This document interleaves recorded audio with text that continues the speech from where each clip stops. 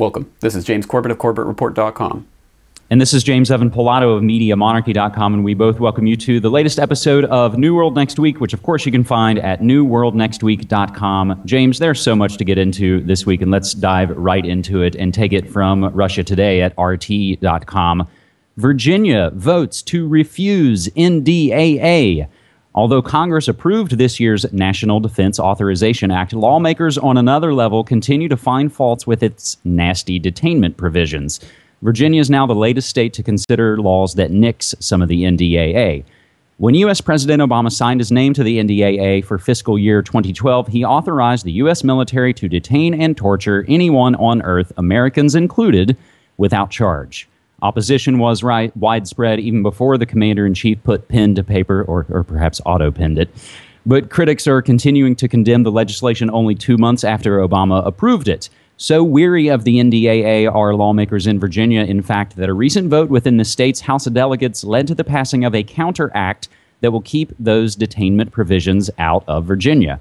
A recent meeting of lawmakers in the lower house of the Virginia General Assembly yielded an impressive 96-4 approval for House Bill 1160, a bill that will ban state officials from abiding by some elements of the NDAA. Should the act see similar support in the state Senate, Virginia will be spared from the detainment provisions that have garnered opposition against Congress and the Obama White House over the NDAA's passage.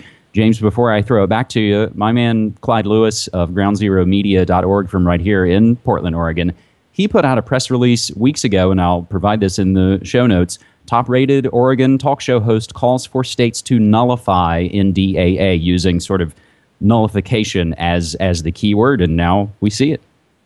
Absolutely, and just let me use my powers of psychic prediction. Let me think. How is the media going to portray this if and when they actually do? Oh, they're probably going to invent some term for it, like the tenthers or the nullifiers. Uh-oh, better watch out for these pesky people who are trying to derail the political process. This is a hopeful sign in so many ways, because the fundamental point of this story is that power is in the hands of the people, and all they have to do is understand that and grasp it and use it, instead of just sitting there rolling over and playing dead anytime the tyrants in Washington put whatever edicts out they want. We don't have to sit there and take it. So the people can and always do have the ultimate power, and they're the final arbiters of what happens or doesn't happen. And this is one way that can happen, for states to nullify what's happening at the federal level. And people who watched my recent report on the TSA, my eye-opener report, will know that the TSA came out when the Texas House of Representatives was talking about outlawing the TSA pat-downs.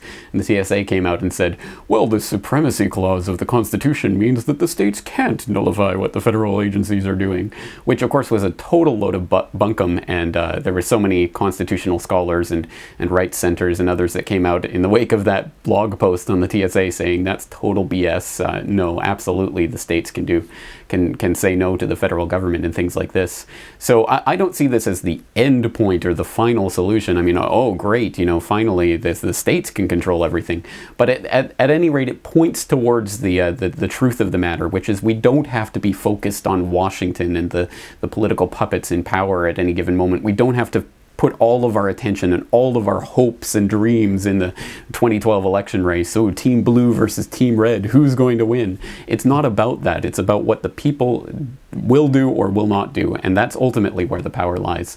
So I think the ultimate aim is to get this down even further than the state level, down to the local level. And in the wake of the Patriot Act, there were hundreds of city councils that passed legislation that said that city wouldn't abide by the rules of the Patriot Act. So that's again another way to do this. If your state's not going to go for it, go at the local level and take the power back. But James, let me put this to you. What does it say about the media that we had to go to Russian television to get this news about what's happening in Virginia?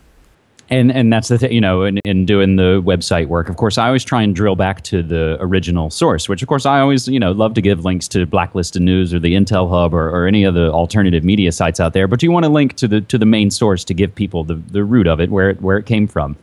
And yeah, I saw it, and I guess I wasn't. It probably didn't even faze me. It's like, oh, of course, I had to go to RT or something else. James, I'd love to see some nullification happen here in my current state of Oregon, but even more so, I'd love to see it in my home state of West Virginia.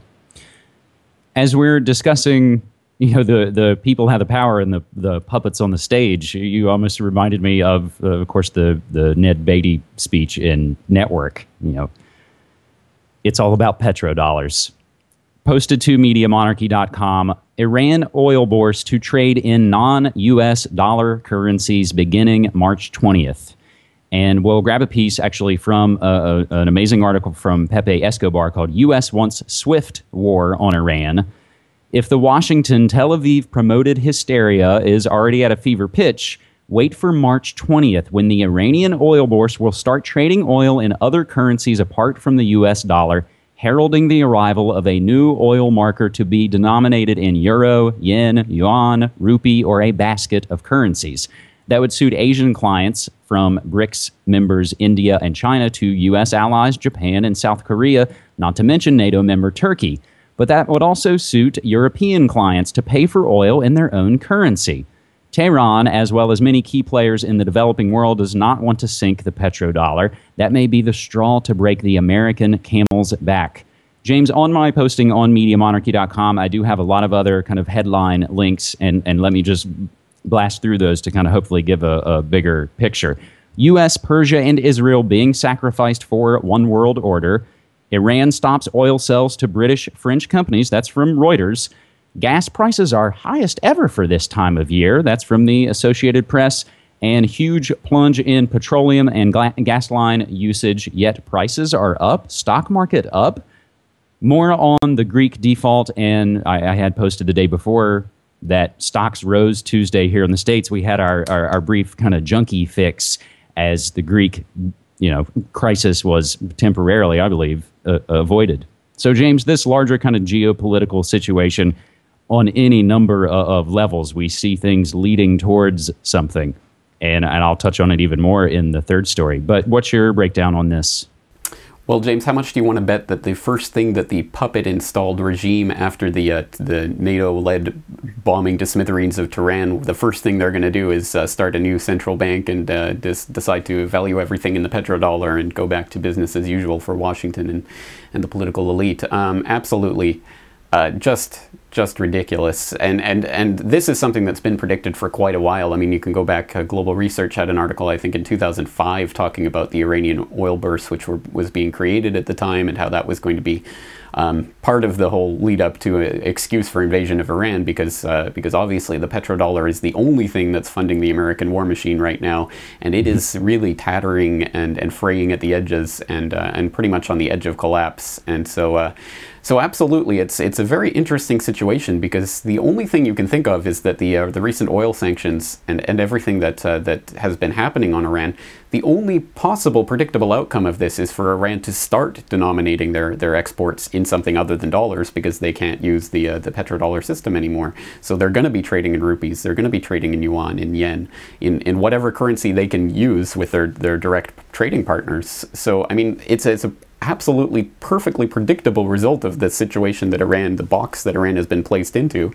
Well, they're just going to start creating their own system, which of course can't be allowed to happen. So some event has to be provocateured or staged, or something has to come along. And there's been a lot of talk about the USS Enterprise out in the Gulf and things like that. So we'll see what the next page on this script is. But I think we all know where this is heading. And just unfortunately for the people of Iran, who again have nothing to do with the government itself, it's probably not going to be pretty for them or for the people around the world who are going to be either wittingly or unwittingly contributing to this war machine takeover of that section of the world. And let's not forget that it was a Bush crime family protege named Richard Milhouse Nixon who switched us to the petrodollar system in 1973. Well, actually, Kissinger, who was puppeteering Nixon. That's and who was working for Rockefeller. But anyway. It's all a pretty cozy coterie. James, our third and final story, we're going to go to one of the newer sites in the media monarchy kingdom that I call holyhexes.com. And again, we return to the wrath of Khan. Dominique Strauss-Kahn arrested by French police for complicity in pimping after he admits attending sex parties all over the world. Dominique Strauss-Kahn was last night being held in police custody as officers questioned him over an international prostitution ring. The disgraced former head of the International Monetary Fund, who lost his job amid claims he tried to rape a New York chambermaid, could face jail over the sex parties he has admitted attending around the world.